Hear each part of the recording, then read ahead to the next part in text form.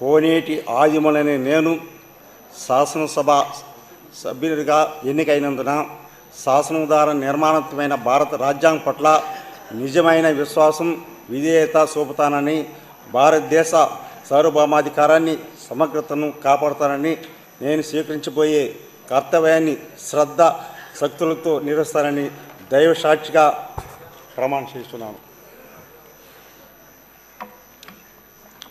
ఆంధ్రప్రదేశ్ శాసనసభ సభ్యుడైన కోనేటి ఆదిమూలనే నేను సభా నియమాలకు కట్టుబడి ఉంటానని, వాటిని అనుసరిస్తానని, సభా మర్యాదలను పాటిస్తానని, సాంప్రదాయాలను గౌరవిస్తానని దైవ సాక్షిగా ప్రమాణం చేస్తున్నాను.